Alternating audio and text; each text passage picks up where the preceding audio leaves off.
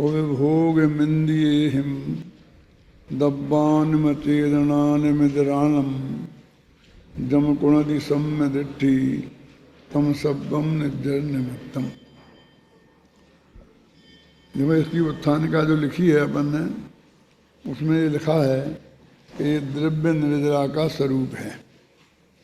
अब द्रव्य निर्जरा का स्वरूप कहते हैं, ऐसा लिखा है ना पिछले पेज पे, देखो पीछे के पेज पे।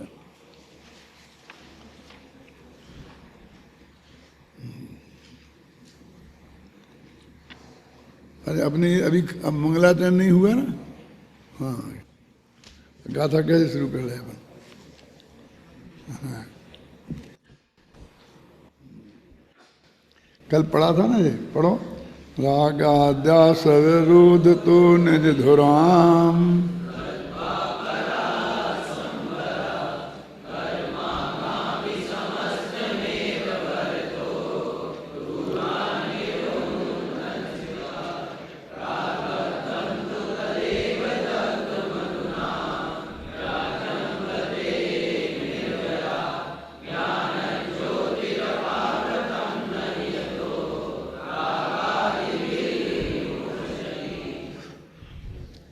संवर के बाद निर्जराधिकार है। वो कह रहे हैं कि जब तक संवर नहीं हो तब तक निर्जरा से कोई लाभ नहीं है। वास्तव में वो निर्जरा है भी नहीं। दिक्कत ये है कि जो निर्जरा नाम का तत्व है 7 तत्वों में, वो कर्मों का जो झड़ना उदय में आकर ऑटोमेटिक, उसको भी दुर्भाग्य से निर्जरा कहते हैं। इसके लिए लिखा ना पंडित दौलत राम जी ने कहा, निज काल पाए विधि सरना तासो निज काज न सरना। अब आगे की पंक्ति में नहीं बोलना चाहता हूं क्योंकि उसकी लंबी व्याख्या करनी पड़ेगी, है ना। यहाँ ये कह रहे हैं कि वो अपने आप कर्म उदय में आते हैं तो वो खिर ही जाते हैं, वो उनको निर्जर बोलते हैं, क्या झड़ना, झड़ जाते हैं। तो वो कहते हैं कि वो वास्तव में निर्जरा तत्व नहीं है, यहाँ उससे कुछ लेना देना नहीं है। यहाँ तो ये कह रहे हैं कि जब तक संवर नहीं हो तब तक निर्जरा का कोई लाभ नहीं होता, क्योंकि कर्मों का आना नहीं रुके तो फिर उसको झड़ने से फिर नए बन जाते हैं। वो पुराने झड़ें और उसके बदले में नए नहीं बंधे तो वास्तव में वो निर्जरा हमारे काम की है। नीचे की पंक्ति में ऐसा लिखना चाहिए था, लेकिन तप करी जो कर्म खिपावे सो ही शिव सुख दर्शावे, ऐसी पंक्ति है ना। कि ऐसा लगता है कि हम तपस्या करेंगे और उससे खूब कर्म झड़ जाएंगे और उससे हमें मोक्ष मिल जाएगा। इसलिए लोग उपवास आदि को तपस्या मानते हैं, भाई क्रियाओं को, और उसमें करने को वे समझते इससे कर्म खिल रहे। धूप में बैठ गए उसको मानते हैं तपस्या, और उससे फिर कर्म खिल जाएंगे ऐसा मानते हैं, और वास्तव में तो उससे पसीना खिलता है। कर्म के खिलने का उससे दूर का भी रिश्ता नहीं है। फिर शास्त्र में उन्हें तब क्यों कहा है, और फिर हमारे मुनिराज ऐसा करते ही क्यों हैं। वास्तव में वे कुछ नहीं करते हैं, हमने बहुत गलत समझा है।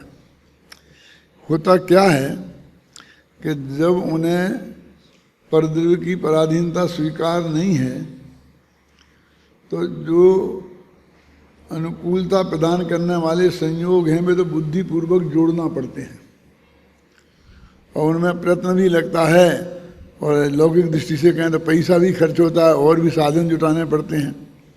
फिर उन साधनों को संभालना भी पड़ता है, क्योंकि अभी हमने एक दफ़े कोई चीज़ चदरा बिछा लिया, चटाई बिछा ली, और दोबारा चटाई वहीं छोड़ देंगे तो दोबारा चटाई कहाँ से आएगी। तो चटाई को संभलवाना पड़ेगा, और फटेगी गलेगी तो कोई दातार खोजना पड़ेगा। वो वास्तव में कोई पराधीनता स्वीकार नहीं करना चाहते हैं, कोई परिग्रह उनके पास नहीं है, नहीं रखते वो। इसलिए उनको वैसे संयोग सहज ही मिलते हैं। कैसे संयोग? जमीन होगी, उस पर कोई बिछाने की चीज़ नहीं होगी। अब गर्मी सर्दी की बात है, जैसे मैं अभी कहा धूप में पसीना खिरता है, तो धूप में एक तो ऐसा होता है कि वे जब समाय करने बैठे थे तब वहाँ धूप नहीं थी, और अब समाय 1.5 घंटे किए तब धूप आ गई, ऐसा भी हो सकता है। और ऐसा भी हो सकता है कि वे बुद्धिपूर्वक धूप में जाके बैठे हों,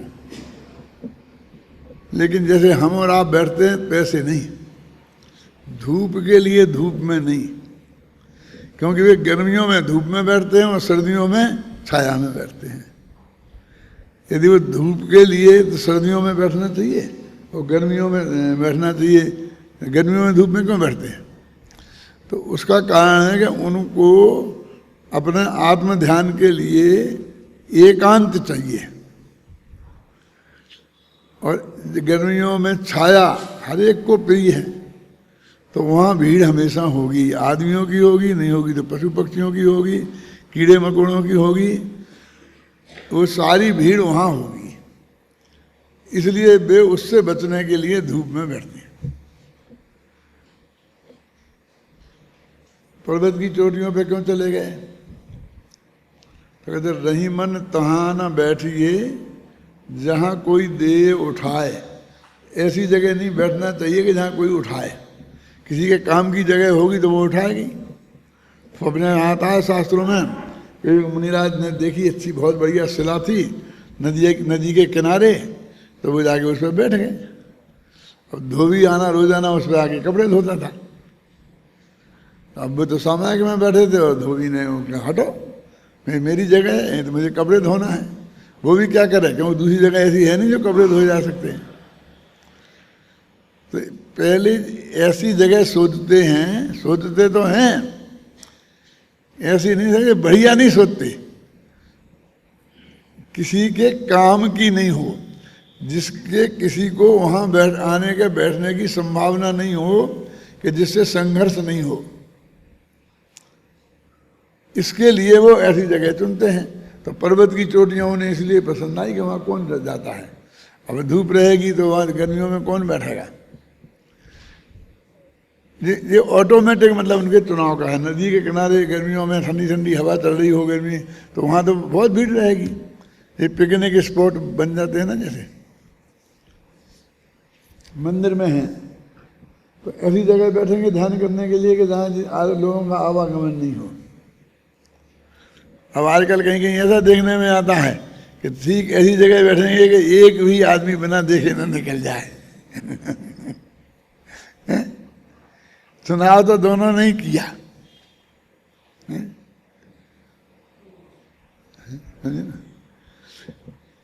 अकृत्रिम जगह जो होगी वो निश्चित नेचुरल होगी, और जो कृत्रिम होगी वो अननेचुरल होगी। वे वनवासी हैं, बगीचावासी नहीं है। बगीचा और वन में क्या फर्क है? बगीचे और वन में क्या फर्क है? वन को संभाल दिया, समझे ना, अच्छा काट छांट कर दी, बैठने लायक जगह बना दी, पानी दिया और उसे वो लगा खाद डाली, मतलब ऐसा बना दी, उसी का नाम है उपवन। है तो बना ही वो बना ही है ना। अब हमने गृहस्थों ने उपवन बना लिए और साधुओं का वन था। अब भी उपवनों पर यदि साधु कब्जा कर लेंगे तो फिर गृहस्थों का क्या होगा?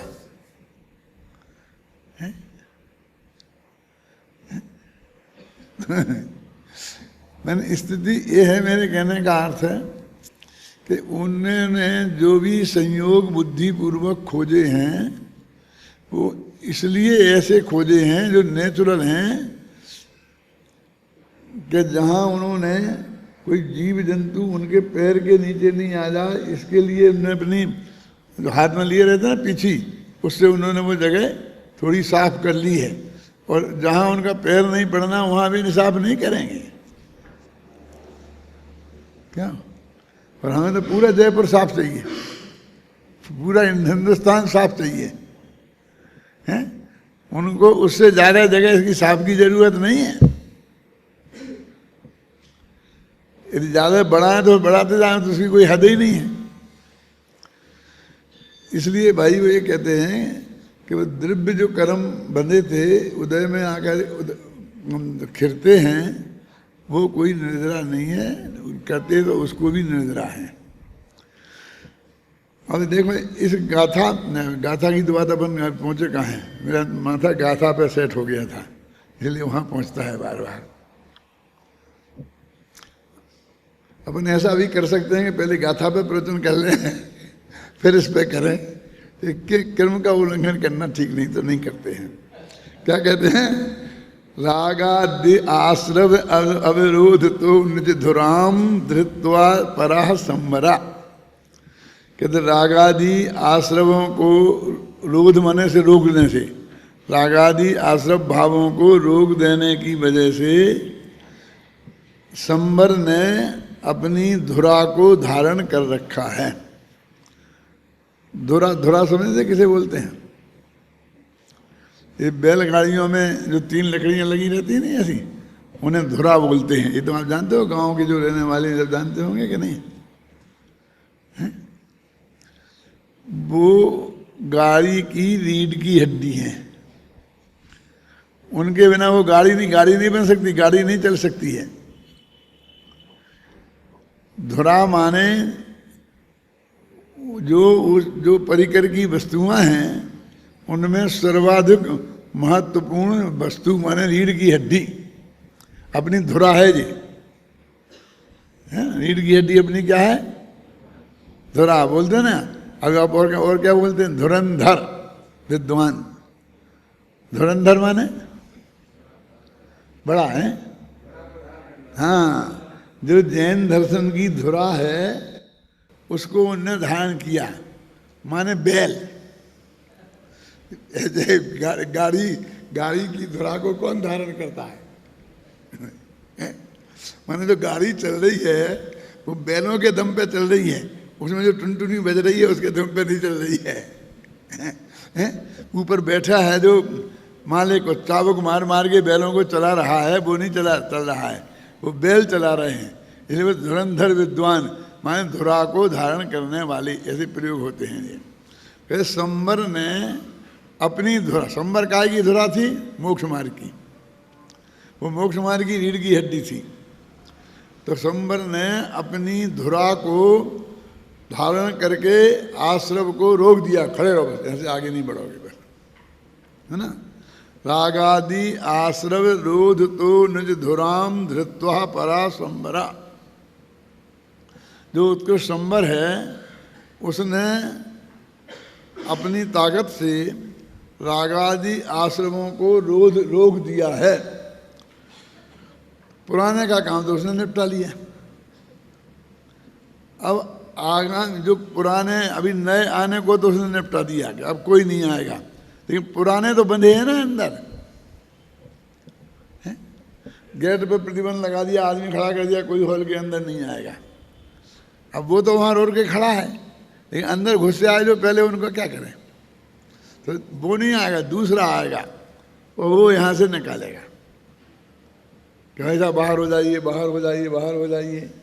क्यों वो आ जाए तो वो वहाँ से चालू हो जाएगा। निकालने का क्या मतलब? एक निकलेगा, 4 घुसेंगे।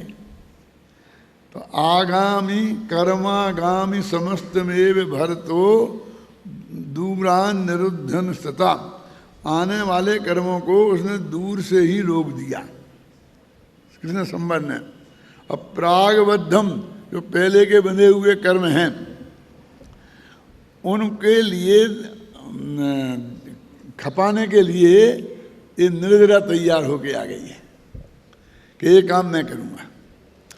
वो संवर ने वहाँ गेट पे रोक दिया आने वालों को, और निर्जरा ने अंदर में आए हुए लोगों को कर्मों को निकालने की व्यवस्था की। कहते ऐसी जो निर्जरा है, जो ऐसी ज्ञान ज्योति जो संवर और निर्जरा को पैदा करती है, वो रागादि के द्वारा मूर्छित कैसे हो सकती है? यदि वो ज्ञान ज्योति रागादि के द्वारा मूर्छित हो जाए तो ये काम करेगा कौन? क्या सारा काम तो ज्ञान ज्योति के माध्यम से होना है। तो इस तरह उन्होंने ज्ञान ज्योति को याद किया है। देखो इसका अपन पढ़ें, आगामी बंधन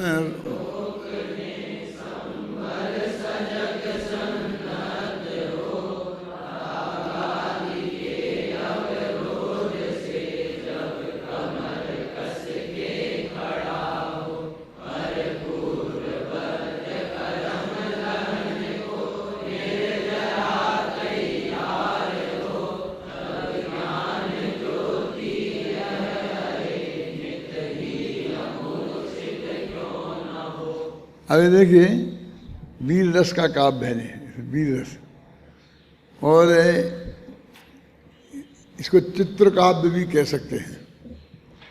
चित्र काव्य जानते किसे बोलते हैं? कि जिस कविता को पढ़कर चित्रकार सुंदर चित्र बना दे, हर आदमी के दिमाग में एक चित्र खड़ा हो जाए, है ना। ऐसा गेट बना हो, संबर तैयार खड़ा हो, किसी को भीड़ आ रही हो, उसे रोक रहा हो, तो चित्र बन जाएगा कि नहीं? फिर जरा अंदर से भागो भागो भागो भगा रहा हो तो अंदर जरा का बन जाएगा ना। चित्र काव्य का सर्वश्रेष्ठ काव्य कौन माना जाता है? कोई बता सकता है? तू मत बोलना, राकेश से कह रहा हूं, तेरी इज्जत रह जाएगी। मेघदूत, मेघदूत सर्वश्रेष्ठ चित्र काव्य माना जाता है। क्यों? क्योंकि उसके हर छंद पर एक चित्र बनाया जा सकता है। और बनाया जा सकता नहीं, बनाए गए हैं। जब वो मेघदूत छपा है जहाँ बढ़िया तरीके से, तो हर एक छंद पर एक एक चित्र बना दिया बगल में कि ऐसा चित्र है। मैंने उस कवि के दिमाग में ऐसा चित्र आया होगा तब उसने ये बात लिखी, समझे ना। अब ऐसी चित्र प्रतियोगिता हो सकती है, ऐसी तुम्हारी हुई थी ना अभी कौन शाकाहार की, दीपावली की, ऐसी इस पर भी हो सकती है। लोग अब आगामी बंधन रोकने ये सन्नाध हो,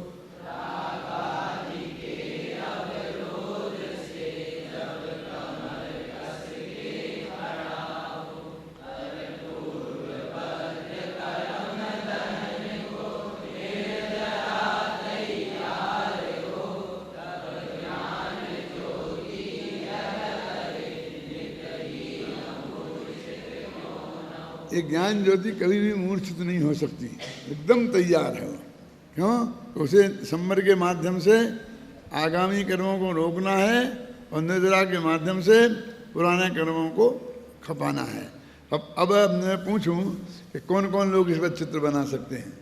आपके दिमाग में कल्पना आ गई हो, चित्रकार ना हो भले ही, ना बना पाए बढ़िया चित्र, लेकिन एक कल्पना आ गई हो कि कैसा चित्र होगा ये, तो आप समझ सकते हैं। बताओ बात क्या है? मैं तो समझता था एक हाथ भी ऐसा नहीं रहेगा जो उठेगा नहीं। इसमें क्या दिक्कत वाली बात है? ये तो बहुत साफ है ना। ये ऐसा चित्र आपको बनाना है, समझ गए ना। दो आदमी चाहिए, हाँ, तीन ले लो, एक ज्ञान ज्योति, एक संवर, एक निर्जरा, और एक हॉल चाहिए अपना स्मारक भवन जैसा। बस जो अपना आत्मा है वो हॉल है, और बढ़िया बढ़िया से बढ़िया बन जाएगा कि नहीं बन जाएगा। देखो आगे पढ़ते। परम संवर रागादि आश्रव भावों को रोकने से अपनी कार्य धुरा को धारण करके समस्त आगामी कर्मों को परिपूर्ण दूरी से ही रोके खड़ा है। परिपूर्ण माने पर्याप्त, जितनी दूर रोकना चाहिए वहीं उसने रोक दिया है। और जब पूर्वबद्ध कर्मों को जलाने के लिए निर्जरा रूपी अग्नि फैल रही है, इस कारण निरावरण होती हुई ज्ञान ज्योति फिर कभी भी रागादि भावों के द्वारा मूर्छित नहीं होगी, सदा अमूर्छित ही रहेगी। अभी गुरुदेव श्री इसका अर्थ करते तो कहें देखो अप्रतिभाती भाव की बात की है, क्षय की बात की है, उपशम क्षयोपशम की बात नहीं की है। यद्यपि पंचम काल में छायक सम्मा दर्शन नहीं होता है, फिर भी आचार्य हल्की बात नहीं करना चाहते हैं, अप्रतिभाव भाव से ही वो बात करना चाहते हैं, इसलिए उन्होंने ये बात कही। ये व्याख्यान उनका होगा।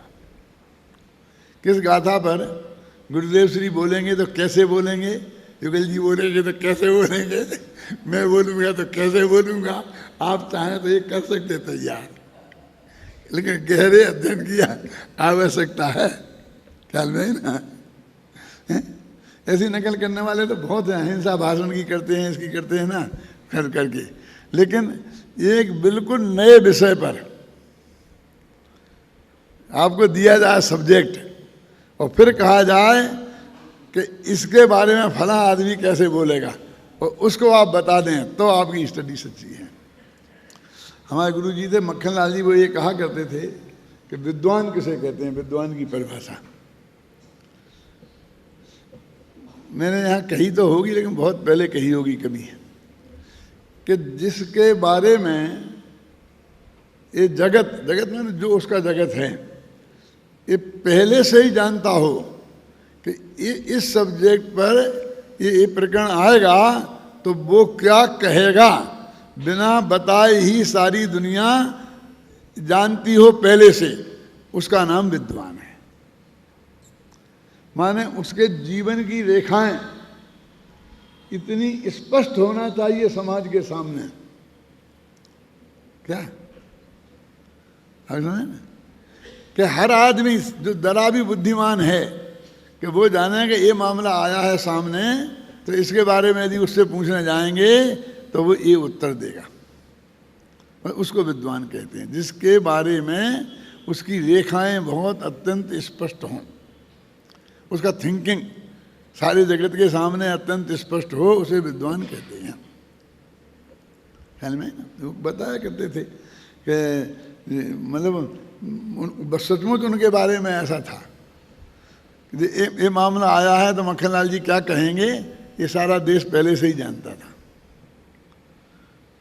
और कहते भी वही थे। फिर वो सही होता था, गलत होता था, क्या होता था, उसके बारे में मैं आपको कुछ नहीं कहता हूँ, लेकिन उसका एक विचार होता है ना, उस विचार की बात करते हैं।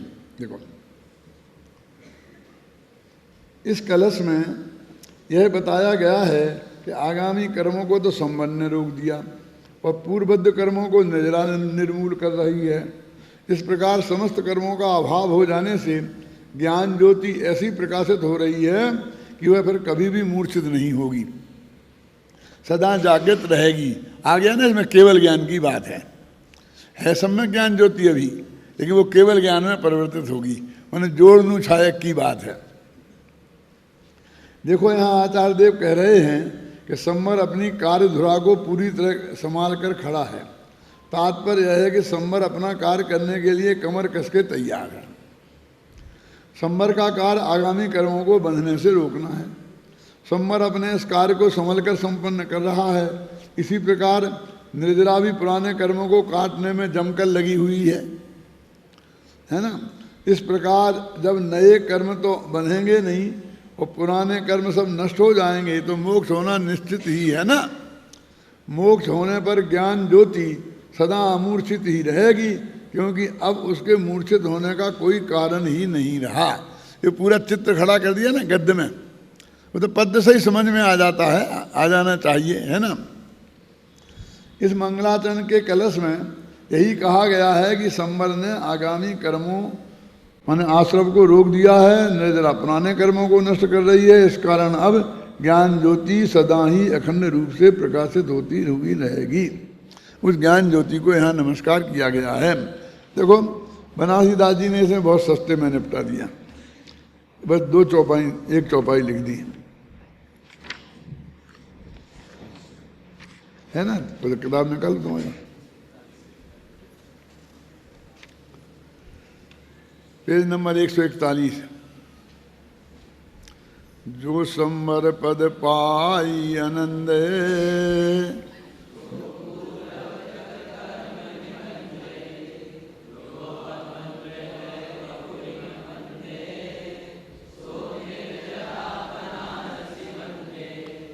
माने वो जैसा उन्होंने पिछले में आश्रम के लिए खड़ा किया था ना, संबर के लिए, रण खम्भ तोड़ दाड़ो, है ना, एक चित्र खड़ा कर दिया था, है, आश्रम पछाड़ो रण खम्भ तोड़ डालो, किया था ना।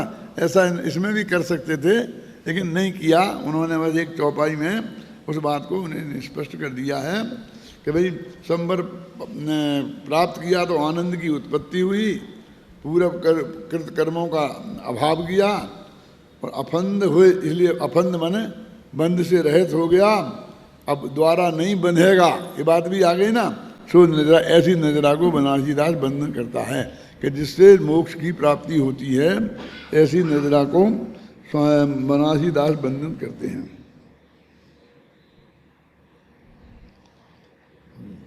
अब अपने आ जाएं गाथा पर। अपन गाथा की बात कर रहे थे कि इसमें उन्होंने अपन ने लिखा है कि ये द्रव्य निद्रा का कथन है। इनने तो हेडिंग में तो लिखा ही नहीं है, हेडिंग दिया ही नहीं है उनने। मंगलाचरण के बाद सीधी गाथा लिखी, लेकिन ये बात अमृतचंद्र को भी समझ लो खटक रही थी, इसलिए उन्होंने अंत में एक पंक्ति डाल दी कि एतेन द्रव्य निद्रा स्वरूपम आवेदितम, इससे हमने द्रव्य निद्रा के स्वरूप का कथन कर दिया, आवेदन कर दिया। यहाँ पर ने यहाँ से उठाकर ऊपर मतलब वो बना दिया है उत्थानिका। ये समझना भाई, आपको कहाँ से आ गई कहाँ से आ गई, उन्हें तो उत्थानिका लिखी नहीं, अपन ने लिखी ना उत्थानिका, तो वो उत्थानिका कैसे लिखी छाबड़ा जी, ख्याल में आई ना।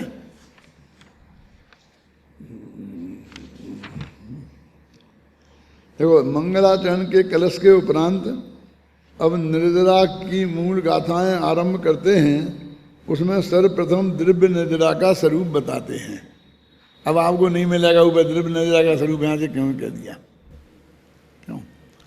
अब लेकिन अगली गाथा के लिए उन्होंने साफ कह दिया कि अब भाव निर्जरा का स्वरूप बताते हैं, है ना। जब उसमें भाव निर्जरा का बता रहे तो पीछे द्रव्य निर्जरा का बताया ही होगा, ये अंदाज भी लगा सकते हैं।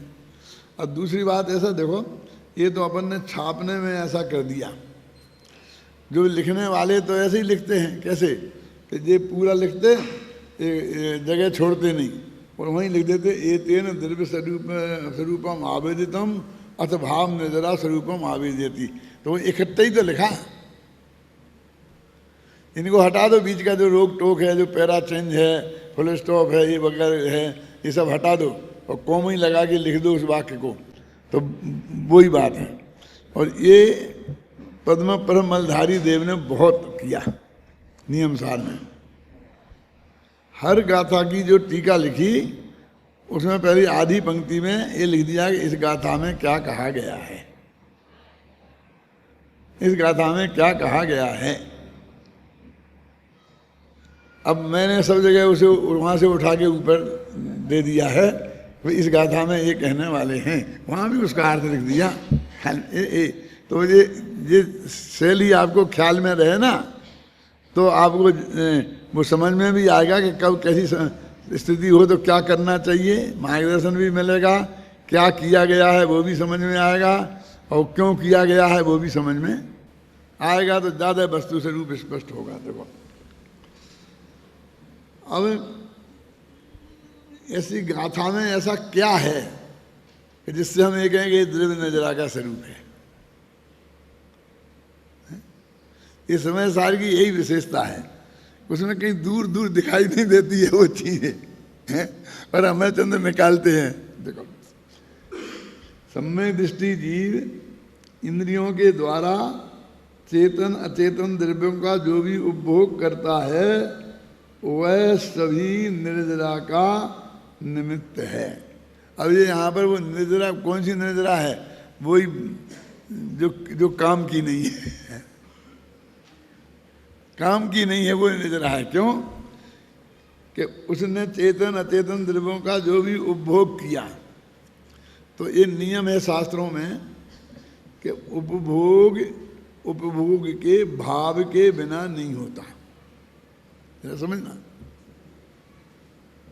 उपभोग किया का क्या अर्थ है बोलो, अपने घर में सब चीज़ें रखी हैं और अपन ने उसका उपभोग किया, माने क्या किया? खाने की इच्छा हुई तो खाया, पीने की इच्छा हुई तो पानी पिया।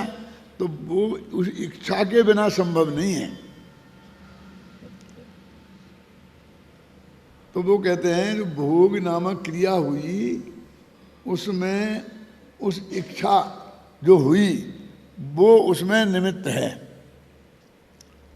समझ में ना।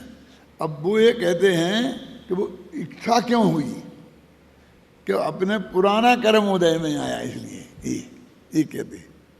और जब वो पुराना कर्म उदय में आया तो यहाँ जीव में तो इच्छा पैदा कर गया, भाषा है कर गया, वो हो तो गई इसमें अपने आप, और वहाँ वो खिल गया।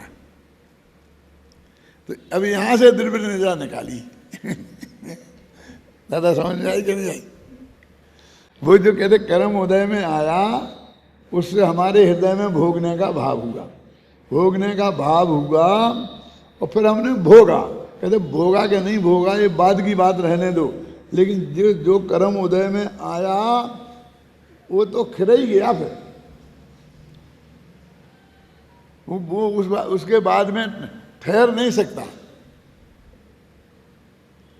इसीलिए तो आश्रम भावों को, भाव आश्रम भावों को वो कहा है ना समय सार में 72-73 का था में कि वो खलु आश्रम क्या है, वीर मोक्षण बत है ना, असरण, वे असरण हैं। असरण का ये अर्थ है कि वो कर्म उदय में आया और उसने हमें भाव पैदा हुआ और वो मर गया, उसका मरण नक्की है। देखो अभी देखो वो कितनी खतरनाक बात है। खतरनाक इस अर्थ में कि अभी संयोगों पे लो अघातिया कर्म, अब अघातिया कर्म आया और उससे हमें सामने वो संयोग उपलब्ध हुआ, समझे ना, और वो कर्म खिल गया। अब वो हमारे पास नहीं रहेगा, वो पुण्य या पाप जो भी। अब दिक्कत ये है कि वो एक समय को संयोग हुआ, अब वो दूसरे समय वो संयोग कायम रहे, उसके लिए नया कर्म का उदय चाहिए। ये कितना महंगा सौदा है। बाजार से हम सब्जी ले आए, अब पैसा दे दिया, अब आराम से खाएं पिए, अब जो भी हमें करना वो करें। ये कहते ऐसा नहीं चलेगा। अब वो सब्जी तुमने खरीदी तब पैसा दिया, अब अपने पास रखोगे तो पैसा दोगे समझ आप लोगों की आ रहा समझ में क्या कह रहा हूँ? कितना खतरनाक रास्ता है कि हमें जो कर्म के उदय में जो चीज मिली, मतलब वो ऐसा नहीं होता है कि उधार नहीं मिलता कुछ भी। वो पहले कर्म का उदय आएगा, वहाँ औदेक भाव होगा और कर्म खिल जाएगा। तो औदेक भाव मानो कि ये भी है संयोग होना, गति वगैरह है ना, औदेक है ना, समझ गए ना आपको। अब ये आपको मनुष्य गति मिली तो मिली नहीं, तब तक ही आपको वो कर्म का उदय नहीं खर्च हुआ, बल्कि जब तक ये रहेगी तब तक मनुष्य गति नामक कर्म का उदय खर्च होता रहेगा। और जिस दिन वो खत्म हुआ, उसका उदय खत्म हुआ और तुम गए इस काम से अब उसका हिसाब किताब तो उससे है, वो तुम जो गोलियां खा के समझ रहे होने, इससे बचे। हम बारीकी से सोचते नहीं हैं कितना नश्वर है ये वैभव। ये विचार करो कितना नश्वर है ये वैभव, जिसमें आदमी इतना करता है। मैंने जोड़ा है, मैंने सारा इंतजाम किया है, मैंने पूरी व्यवस्था की है, मैंने ऐसा किया है, मैंने ऐसा किया है, मैंने ऐसा किया है। कहाँ है वो? तो उदय में वो निरंतर निरंतर निरंतर निरंतर तेरे पुण्य खर्च निरंतर हो रहा है, और तू उसका चाहे उपभोग कर चाहे नहीं कर। तो हम इस पे उल्टी समझ में होती है पैदा, तो इसलिए हमें भोग लेना चाहिए कि वो आया, हमने नहीं भोगा तो वो तुम्हारे 10 घंटा हमारे पास रहा, 10 घंटे तक हमारे कर्म का उदय था, जिसकी वजह से वो संयोग हमारे पास रहा। 10 घंटे बाद चला जाएगा, और 10 घंटे में हमने उसको नहीं भोगा, दूसरे काम में लग रहे, दूसरी चीज़ों के वो भोग में ही लग रहे, समझ गए। तो बस वो तो गई बेकार, चला गया, बेकार हो गया उसका, आपके भोगने में भी नहीं आया, और क्या तुम्हारा जो जमा खर्चा पैसा खर्च हो गया।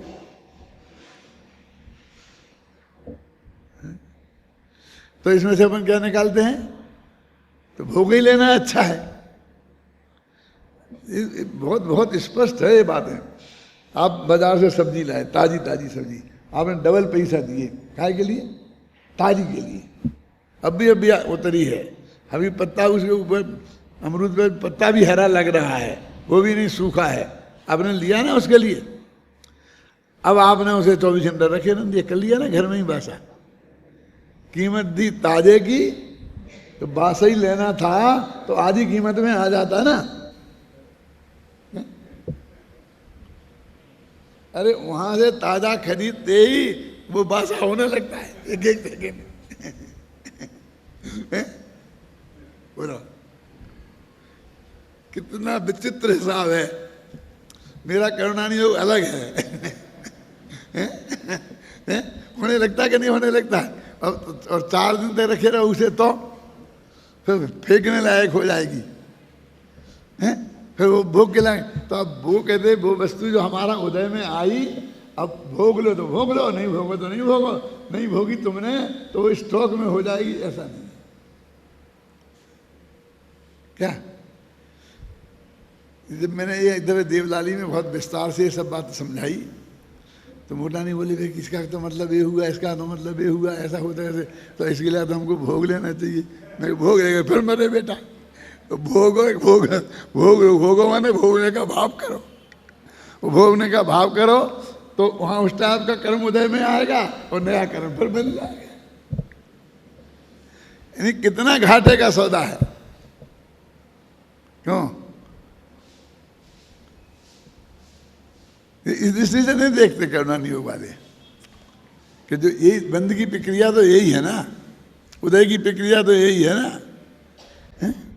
कि सब क्या करें, अभी जब खत्म हो जाएगी चली जाएगी, मौका निकल जाएगा, ये हो जाएगा, बे हो जाएगा, ये हो जाएगा, वो हो जाएगा।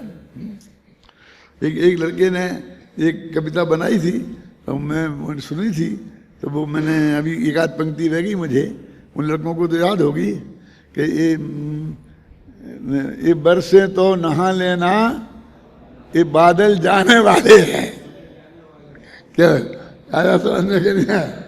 ये बरसे तो नहा लेना, नहीं तो ये बादल जाने वाले हैं। ऐसी ही कविता मैंने करीब 50-60 साल पहले पढ़ी थी भारतेंदु हरिश्चंद्र की।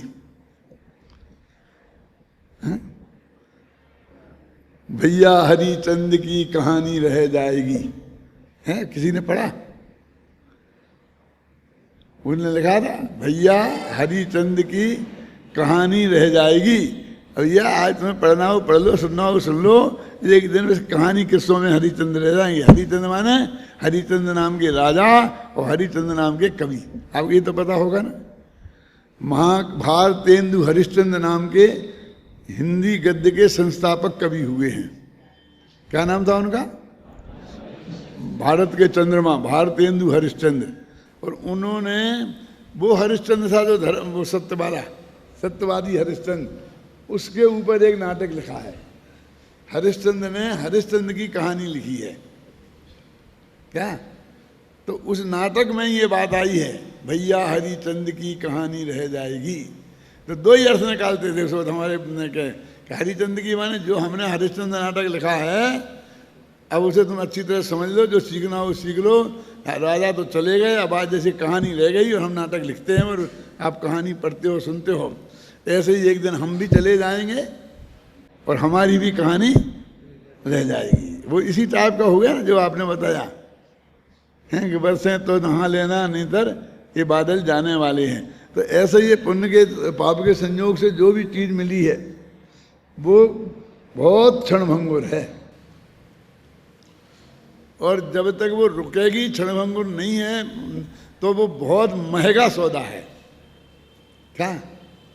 उसका रहना, निरंतर रहना, ये बहुत महंगा सौदा है। देखो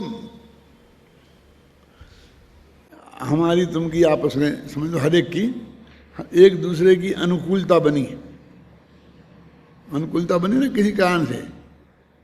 कल तक तुम हमारा विरोध करते थे और आज तुम्हारे न क्या भाव बढ़ रहे, तो आज बढ़िया बढ़िया बढ़िया बढ़िया बात कर रहे हैं। तो ये अनुकूलता बनी, वो मुफ्त में नहीं बनी। वो हमारे कोई ऐसे कर्म का उदय, पुण्य का उदय, पाप का जो भी समझ लो,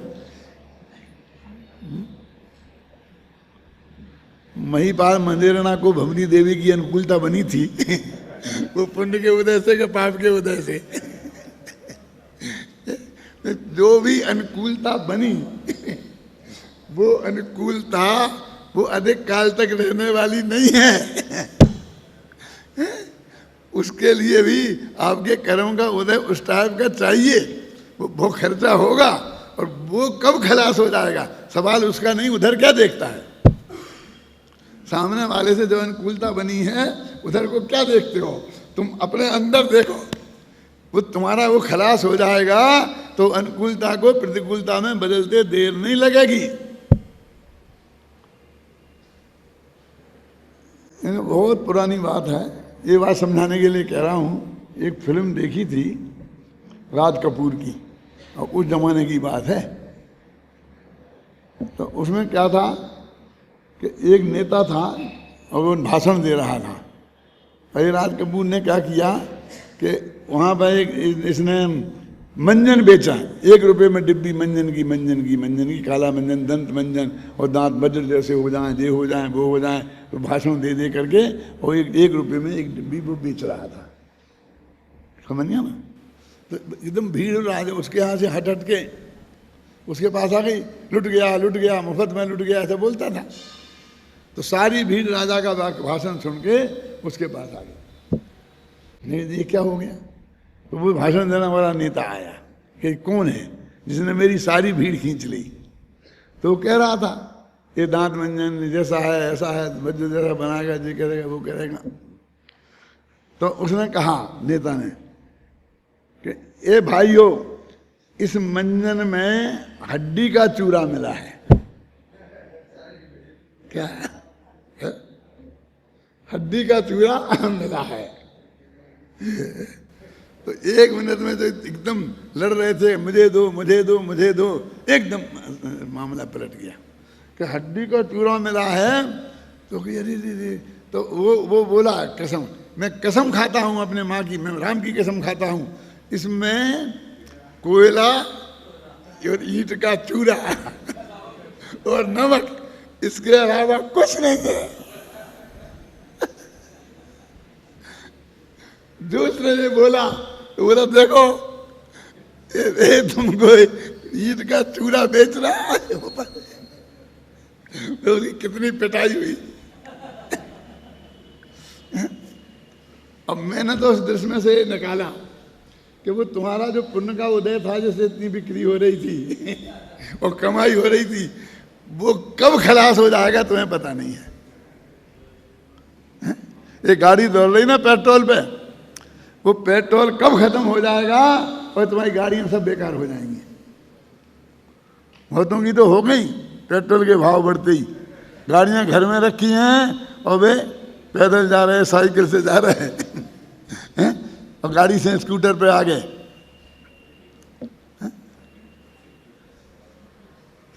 यानी वो पेट्रोल कब खलास हो जाएगी और गाड़ी कहाँ खड़ी रह जाएगी, ये आप समझ लो। तो ऐसे कर्म के उदय पे भी विचार करो इस दृष्टि से, तो तुम्हें इस जगत की क्षणभंगुरता, अस्थिरता, अनुकूलता, प्रतिकूलता, ये सब ख्याल में आए और फिर तुम इस अनुकूलता पर रंजायमान नहीं हो और प्रतिकूलता से घबराओ नहीं। आता ना, ये भी दिन ना रहेंगे, ये सब बदलने वाले हैं क्योंकि वो उस पर संयोग, उस पर निर्भर है। और वो इतना महंगा सौदा है, वो इतना क्षणभंगुर है, उसकी कल्पना नहीं की जा सकती है। देखो उसकी अब टीका पढ़ते हैं अपन। विरागी का उपभोग निर्जरा के लिए ही है। अभी अपन को लगता है क्या कह रहे, वो कहते वैरागी जो जीव हैं उनका जो भोग होगा तो गारंटी से निर्जरा होगी। कहते घबराते क्यों हो, ये कर्म का उदय आया, अशुभ का शुभ का, जो भी संयोग मिला, जो भी भाव हुआ। अघात्या कर्म का आया तो संयोग मिला, घातिया हुआ तो भाव हुआ। तो घबराओ मत, वो कर्म उदय निर्जरा के लिए आया, वो आया खत्म होने के लिए आया है, वो अपनी मौत के लिए आया है, वो अपनी मौत लेके आया है। वो मरने ही वाला है, समझ गए आप। जो ये सामने वाले ने आक्रमण किया है तो उसे घबराओ मत, वो निर्जरा को लेके आया है, वो खिल जाएगा, खत्म हो जाएगा, वो बात वहाँ की वहीं खत्म हो जाएगी, आगे बढ़ने वाली नहीं। देखो विरागी का उपभोग निर्जरा के लिए ही है, विरागी का क्यों लगा रहे, रागी का भी तो है। तो रागी का वो द्वारा बंधेगा नया कर्म, और विरागी का वो नया कर्म नहीं बंधेगा, इसलिए कह रहे कि विरागी का उपभोग है वो निर्जरा के लिए ही है। इसलिए जो उन्होंने कहा ना कि ज्ञानी को भोग है वो निर्जरा के हेतु है, तब वो हो गया ना भोग, उपभोग कह लो, वो कर्म के उदय को भोगा ना उसने, यानी वो उसको भोगे और नहीं भोगे। देखो दो बात समझना भी है कि आपके जो संयोग, आपको जो मकान मिलेगा बढ़िया, और आपने मकान खरीद लिया और खरीद करके अब फर्नीचर बनवा रहे हैं, अब तो तकलीफ उठा रहे हैं ना, अब साल भर बाद बढ़िया बन के तैयार हो जाएगा जब आप रहने जाओगे, है ना। तो वो प्रति समय जो मकान आपको मिला, फर्नीचर बन रहा है, वो आपके पुण्य का उदय उसमें खर्च हो रहा है कि नहीं हो रहा। तो भोगेंगे ना हम कि भैया भोगने के पहले ही कहीं वो चला ना जाए, ऐसा कोई घाटा आ जाए, ऐसी कोई दिक्कत आ जाए, क्यों कि फिर वो आप उसमें जा ही नहीं पाओ और उसके पहले ही वो आपके हाथ से निकल जाए। हो सकता कि नहीं हो सकता।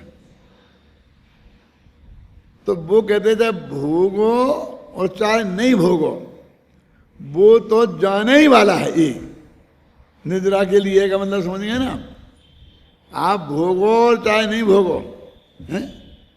क्या मुझे बचा के रख लेंगे? नहीं बचा सकते हो, इतना कीमती है तो हमें खर्च नहीं करना चाहिए ना। मोटानी जी ने ऐसा मेरे से कहा था घर पे बैठे खाना खाते वक्त, मैंने कहा भैया चाहे तुम भोगो और चाहे नहीं भोगो, वो तो जाने वाला है, वो रुकेगा नहीं, बिना भोगे ही जाएगा।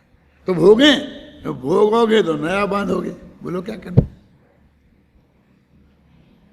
है? नया कर्म बनेगा।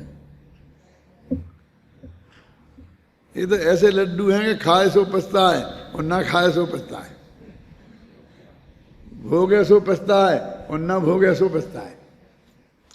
तो क्या करो, ज्ञाता दिष्टा रहो, जो होता है होने दो, भोगे तो भोगने दो, नहीं भोगे तो नहीं भोगने दो। यही कैसे ज्ञानी करते हैं। वही किया ना भरत चक्रवर्ती ने, वही किया आदिनाथ ने, वही किया बाहुबली ने, और वही किया वृषभसेन ने। उसमें क्या है, किसी ने भोगा किसी ने नहीं भोगा, एक ही घर में सब उदाहरण, क्यों है कि नहीं? एक ही घर में सारे सम्मत ऋषियों के ऐसे उदाहरण हैं कि भरत चक्रवर्ती जैसा इतना कितना काल तक, जब तक केवल ज्ञान होने का समय नहीं आ जाए, उसके अंत मुहूर्त पहले तक उन भोगों में ही लगा रहे। आनंद वीर जैसे ऐसे वैसे दीक्षा लेके चले जाए, क्यों? और वे तो भरत चक्रवर्ती के बेटे हुए थे ना, वे तो बोले ही नहीं, नहीं तुम्हें गोद करते हैं आगे। ऐसे ऐसे भी उदाहरण है, सारे उदाहरण उसमें उनके में क्यों भरे हैं, दूसरों के क्यों नहीं है? कि रामचरित तुम्हारा चरित्र का, उस राम में विविधता है, ऐसे अपने आदिनाथ के जीवन में विविधता है, इसलिए आदिनाथ का चरित्र बहुत लिखा गया और 23 तीर्थंकरों को चुटकियों में निपटा दिया गया। वहाँ कुछ ऐसा है ही नहीं, क्या? क्योंकि उसमें इतनी विविधता है कि आपके हर उदाहरण वहाँ मिल जाएगा, वहाँ मारीच भी मिल जाएगा, समझे ना। वो उसी भाव से मोक्ष जाने वाले, तत्काल क्षण भर में मोक्ष जाने वाले ऐसे भी मिल जाएंगे, और ये जीवन भर रहने वाले, ये सब तरह के उदाहरण उसके अंदर प्राप्त हो जाएंगे यदि हम उसको समझना चाहें, सीखना चाहें तो ये अपने गाथा पे बात करी है। अभी इसमें बहुत बढ़िया जयचंद छाबड़ा का भावार्थ है 1 पेज का, वो अपन कल पढ़ेंगे, बहुत मार्मिक है।